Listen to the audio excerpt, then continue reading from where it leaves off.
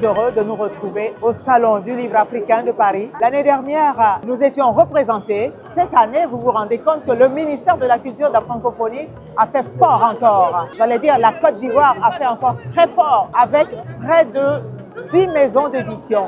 Ce n'est pas tous nos écrivains qui peuvent se payer le voyage. Alors, le ministère en venant, au lieu de venir bras ballants, vient donc avec des livres de jeunes écrivains et aussi d'éditeurs.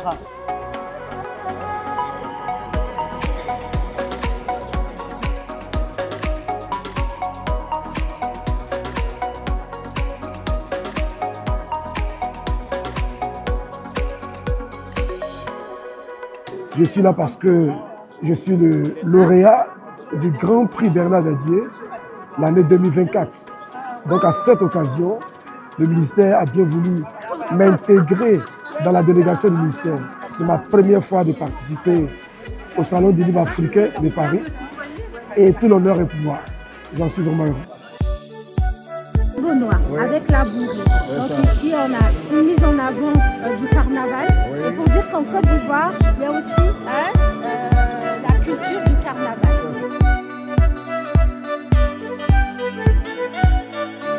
La Côte d'Ivoire présente à la 4e édition du Salon du Livre africain de Paris une forte délégation de plus en plus diversifiée. La Côte d'Ivoire était là depuis la première édition de ce salon. Je veux remercier Madame la ministre de la Culture et de la Francophonie de soutenir ce salon. Et je me réjouis de ce que les éditeurs ivoiriens soient fortement représentés avec des productions très fortes. Quand je me rappelle, en 1986, nous étions 2 jeunes auteurs qui étaient sur le marché. Aujourd'hui, je passe sous le contrôle de Monsieur le Président, l'ancien président des écrivains de Côte d'Ivoire, c'est plus d'une centaine de titres qui sortent. C'est dire que la chaîne du livre ivoirienne est dynamique et les écrivains ivoiriens sont dynamiques.